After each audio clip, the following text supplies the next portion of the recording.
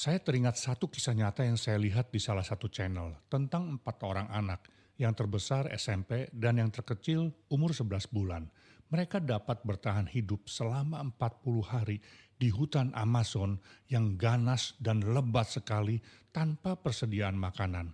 Setelah pesawat yang mereka tumpangi bersama ibu mereka dan 2 orang dewasa lainnya mengalami kecelakaan. Beberapa hari kemudian bangkai pesawat pun ditemukan oleh tim penyelamat. Tapi mereka hanya menemukan 3 jenazah orang dewasa, termasuk jenazah ibu mereka. Tapi mereka tidak bisa menemukan 4 orang anak ini. Maka usaha pencarian besar-besaran pun dilakukan oleh tentara khusus beserta penduduk setempat yang mengenal daerah tersebut. Hari demi hari dan minggu demi minggu usaha pencarian pun dilakukan. Dan karena beratnya medan hutan Amazon yang begitu lebat, akhirnya banyak sukarelawan yang mengundurkan diri karena kelelahan dan menderita sakit.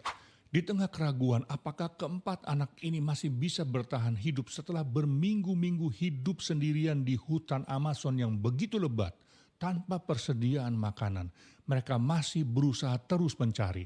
Tapi akhirnya ketika sampai hari ke-39, mereka memutuskan bahwa tinggal 1 hari lagi upaya pencarian akan dilakukan. Setelah itu, maka upaya pencarian akan dihentikan.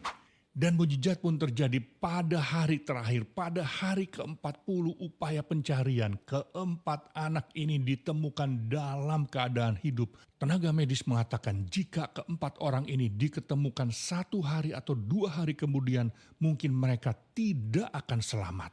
Dan teman-teman tahu anak yang terbesar ketika ia melihat tim penyelamat datang, ia pun berkata bahwa beban rasanya terlepas, ia tidak harus berjuang lagi agar adik-adiknya bisa hidup. Dan ia pun bercerita, ia pernah meninggalkan adik-adiknya karena putus asa. Ia tidak ingin melihat adik-adiknya mati.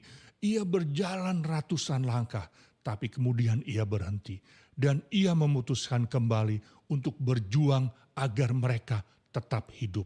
Walaupun kaki anak yang terbesar ini luka, ia berjalan harus tertatih-tatih. Teman-teman, dari kisah nyata ini saya menangkap pesan yang begitu kuat bahwa Tuhanlah yang mengontrol hidup kita, Tuhanlah yang mengatur hidup kita. Jadi selama kita masih bernafas, jangan menyerah karena masa depan sungguh ada dan harapan kita nggak akan hilang. Seberapa sulit pun hidup kita, jangan menyerah. Teruslah berjuang sampai mujizat Tuhan terjadi. Itulah yang dilakukan oleh para tim penyelamat dan keempat orang anak ini. Sekali Yesus, tetap Yesus.